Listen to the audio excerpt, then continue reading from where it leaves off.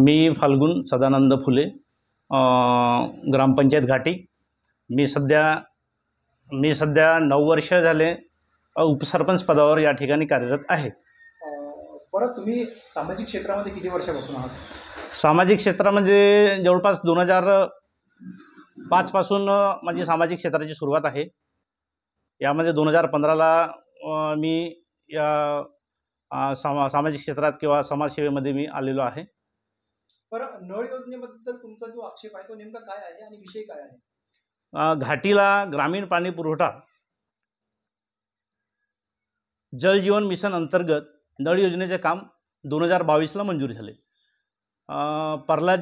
शिशुपाल प्रल्हादजी कराडे सदर ठेकेदार असल्यामुळे त्यांनी 2022ला त्यांना वर्क ऑर्डर कार्यारंभ आदेश मिळाला, परंतु त्यांनी कामाची जी सुरुवात 6 महिन्यानंतर सुरुवात केली आणि तीही संत गतीने आज 2025 सुरू आहे, परंतु त्यांचं जलजीवन मिशनचं काम अजूनही पूर्ण झालेलं नाही. तर शासनाने यासाठी किती निधी दिला होता आणि आता काम कुठल्या टप्प्यामध्ये आहे? शासनाची निधी जवळपास 65 ते 70 लाखाच्या जवळपास शासनाची निधी आहे. सदर काम सुरू करण्यासाठी आम्ही वारंवार ठेकेदाराला लेखी माहिती दिलेली आहे, तोंडी सूचना दिलेल्या आहेत, परंतु ठेकेदार आमच्या सूचनेकडे किंवा लेखी तक्रारीकडे सुद्धा लक्ष देत नाही. परत तुम्ही धरणे आंदोलन केला होता, त्याच्यानंतर पुन्हा असे बोलले की तलावाच्या बाजूने सुद्धा तुम्ही आंदोलन केले होते. नेमके हे आंदोलन तुम्ही कुठल्या कुठल्या भागामध्ये केले होते आणि विषय काय होता त्या अनुषंगाने? आम्ही वारंवार पत्रव्यवहार केल्यानंतर पाणीपुरवठा विभाग कुरखेडा, पुन्हा जिल्हा स्तरावर वारंवार या नळ योजनेविषयी या कामाविषयी आम्ही पाठपुरवठा केलेला आहे.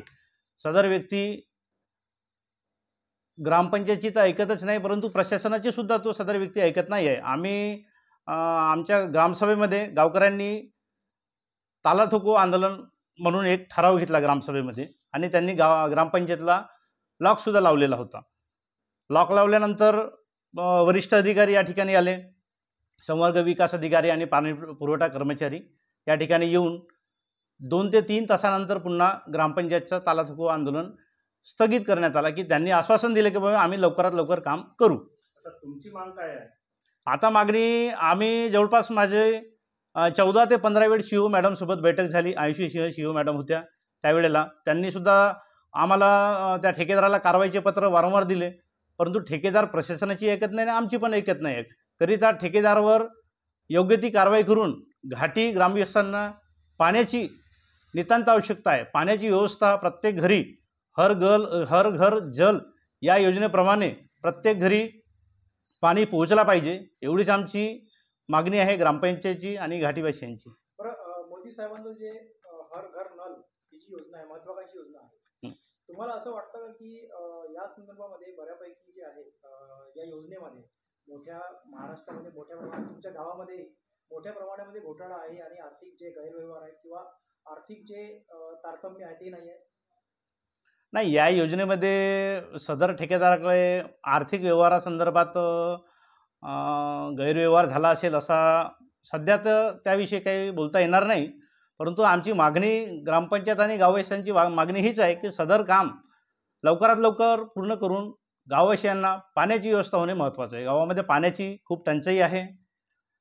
तर तुम्ही या संदर्भात पालकमंत्री आहेत, आमदार आहेत, खासदार आहेत, त्याच्यानंतर बाकीचे जे प्रशासनाचे लोक आहेत त्यांना निवेदन दिले आहेत?